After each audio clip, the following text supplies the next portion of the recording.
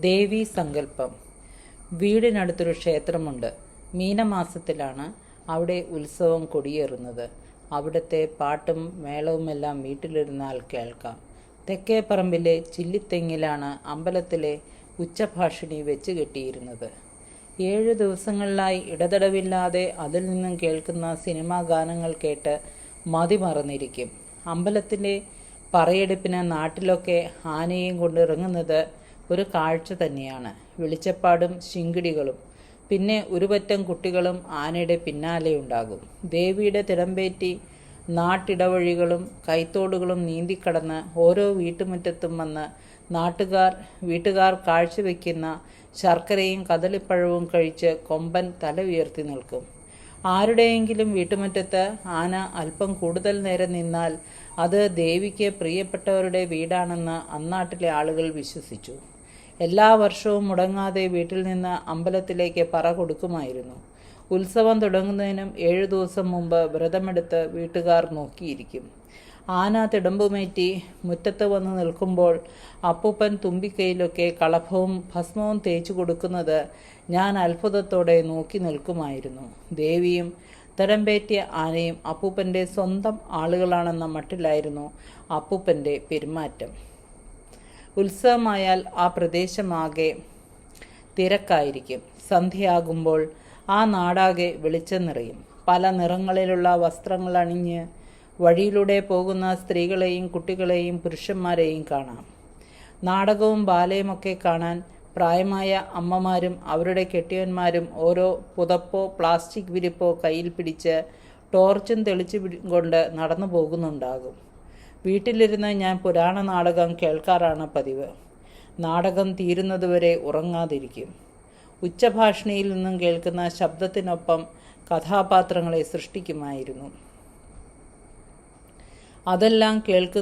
അതെല്ലാം കൺമുൻപിൽ കാണുന്നത് പോലെ ആസ്വദിച്ച് അതിലെ സീതയും അഹല്യയും പാർവതിയുമൊക്കെ ഞാനാണെന്ന് സങ്കല്പിച്ചുകൊണ്ട് അവർ സഞ്ചരിച്ച കാടും മേടും മലകളുമൊക്കെ ചുറ്റി നടക്കുമായിരുന്നു. അക്കാലത്ത് പൊതുചടങ്ങുകൾക്കൊന്നും പോകുമായിരുന്നില്ല. അത്യാവശ്യത്തിന് പോയാലും അരയ്ക്ക് കീഴ്പോട്ട് തുണി കൊണ്ട് പൊതിഞ്ഞാണ് അച്ഛനും അമ്മയും എന്നെ എടുത്തിരുന്നത്. പിന്നീട് കാലുവെച്ച് നടക്കാൻ തുടങ്ങിയ കാലത്ത് ആളുകളുടെ സഹതാപം നിറഞ്ഞ നോട്ടങ്ങൾ സമ്മാനിച്ച അപകർഷബോധവും അന്തർമുഖത്വവും ആളുകളിൽ നിന്നും ആഘോഷങ്ങളിൽ നിന്നും ആരവങ്ങളിൽ നിന്നുമൊക്കെ അകറ്റി. എന്നാലും ഒരിക്കൽ എൻ്റെ ആഗ്രഹപ്രകാരം ഞങ്ങൾ ഉത്സവം കാണാൻ പോയി. ഒരു നാട്ടിട വഴിയും 2 മരപ്പാലവും കടന്നു വേണം അമ്പലത്തിലെത്താൻ. അമ്മയുടെയും അച്ഛൻ്റെയും കൈ പിടിച്ചുകൊണ്ട് പതിയെ നടന്ന് അവിടെ എത്തി. വർണ്ണാഭമായ അന്തരീക്ഷം. വളക്കച്ചവടക്കാരും ബലൂൺ വിൽപ്പനക്കാരും പലഹാരം വിൽക്കുന്നവരും പൂക്കാരികളുമൊക്കെ അവിടെ എവിടെയായി ഇരിക്കുന്നുണ്ടായിരുന്നു.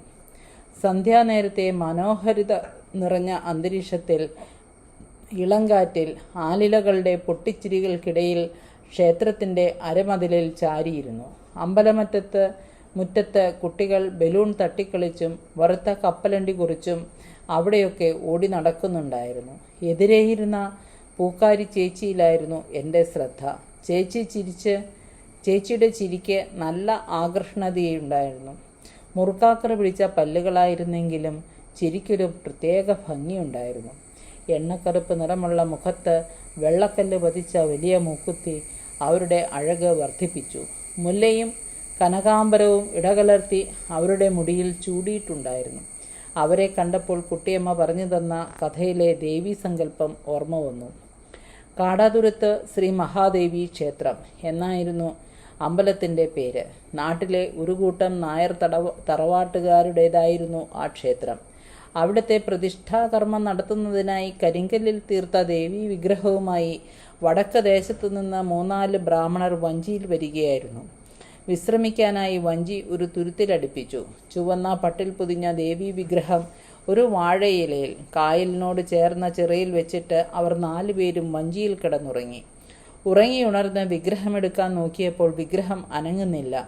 4 പേരും കിണഞ്ഞു പരിശ്രമിച്ചിട്ടും ദേവീ വിഗ്രഹം അനങ്ങിയില്ല. അപ്പോൾ സ്ത്രീ ശബ്ദത്തിൽ ഒരശരീരി ഉണ്ടായി.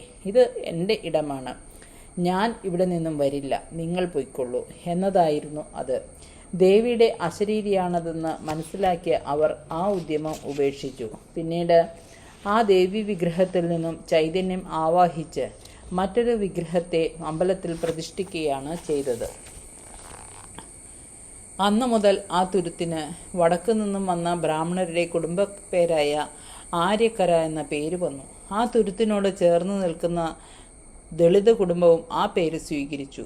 ഇങ്ങനെ ഒരു കഥ ക്ഷേത്രവുമായി ബന്ധപ്പെട്ട് കിടക്കുന്നത് കൊണ്ടാണോ എന്നറിയില്ല, പിൽക്കാലത്ത് നായർ തറവാട്ടുകാർ ആ ക്ഷേത്രം കരക്കാർക്ക് വിട്ടുകൊടുത്തു. പിന്നീട് ക്ഷേത്രത്തിന് ചുറ്റുവട്ടമായി കിടന്ന കുറച്ച് ഈഴവ കുടുംബങ്ങൾ അത് ഏറ്റെടുക്കുകയും ക്ഷേത്രം സംരക്ഷിക്കുകയും ചെയ്തു പോന്നു.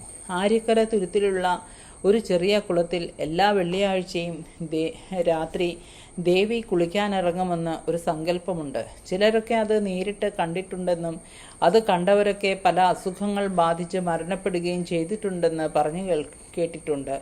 അതുകൊണ്ട് തന്നെ പാതിരാത്രി കഴിഞ്ഞാൽ ആ ഭാഗത്തുകൂടെ ആരും തന്നെ പോകില്ല. എൻ്റെ സങ്കല്പത്തിലെ ദേവിയുടെ കരിങ്കൽ വിഗ്രഹത്തിനോട് സാദൃശ്യമുള്ള രൂപമായിരുന്നു തമിഴത്തി പൂക്കാരിയുടേത്.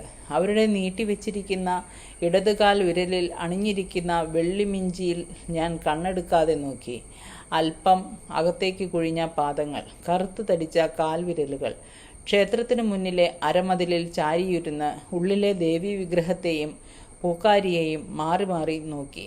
ശരിക്കും ദേവീ വിഗ്രഹത്തിന് ജീവനുണ്ടാകുമോ? പുറത്തു നടക്കുന്ന കാഴ്ചകളും ശബ്ദങ്ങളും മനുഷ്യരെയും ഒക്കെ അത് കാണുന്നുണ്ടാകുമോ?